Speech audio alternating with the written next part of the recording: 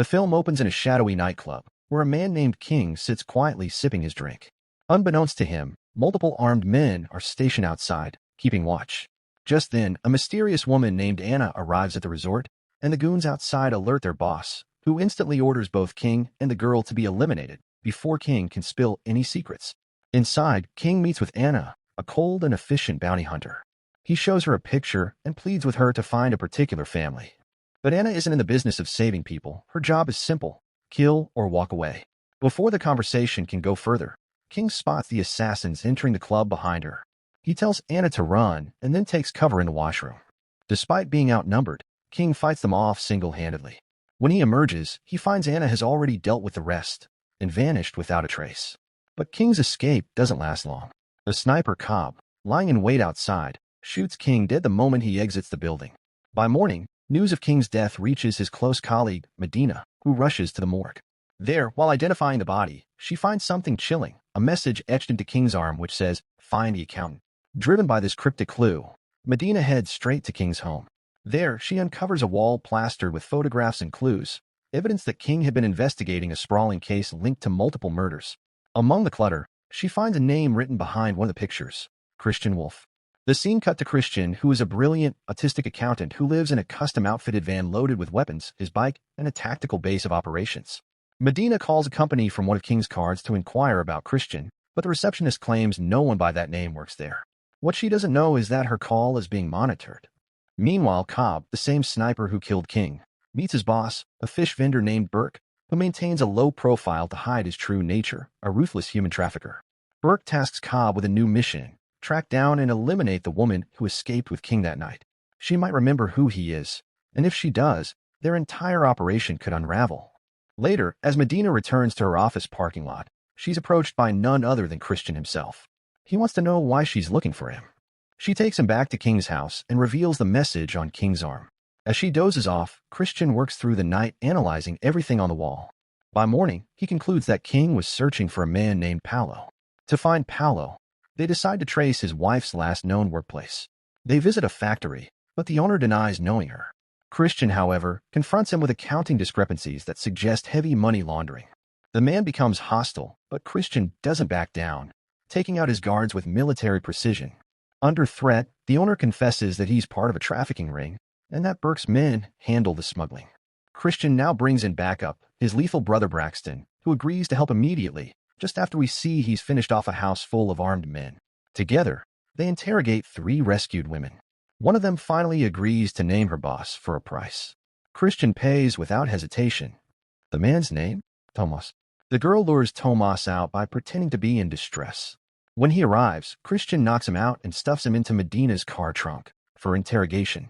Medina questions Tomas at her office, demanding to know who sold him the women. She even shows him Paolo's family photo to jog his memory. Before Tomas can name Burke, Cobb strikes again, sniping both Tomas and his lawyer on the spot. Now with fewer leads, Medina visits the hospital where Paolo's wife had once been admitted.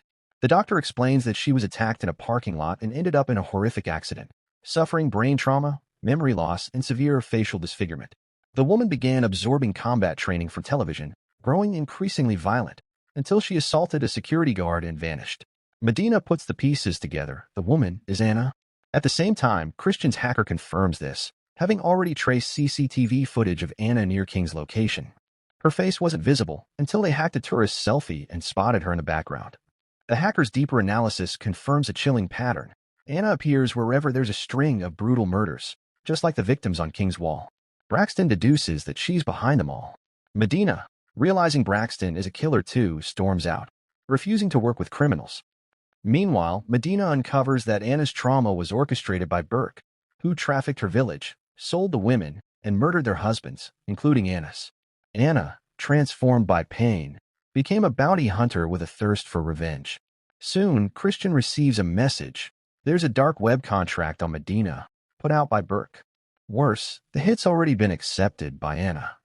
Christian races to Medina's home, but Anna's already there. She stabs Medina during the fight, but pauses when she sees a picture of her long-lost family. Her memories flood back: the abduction, the death of her husband, the trafficking. Christian arrives just in time. Seeing Anna's broken state, he offers to bring her son back. But she refuses. Revenge is all she wants now. Anna disappears. Christian rushes Medina to the hospital. Elsewhere, Burke scrambles to cover his tracks. With Medina alive, his entire empire is at risk. He orders his men to erase all evidence and relocate the trafficked children in his warehouse. Braxton and Christian, now united, decide to stop him for good. Their hacker pinpoints a bus filled with children headed toward the Mexican border. Burke's plan? To bury them alive in a massive pit. Christian and Braxton rush to intercept the convoy. Upon arrival, they engage in a brutal firefight with Burke's men. Explosions ring out. The brothers are injured but press on. As Burke's sniper Cobb tries to escape with Paolo's son as a hostage, Christian follows him into the bus. Gun aimed at Cobb, Christian begins calmly reciting a poem, a tactic he uses to regulate emotion.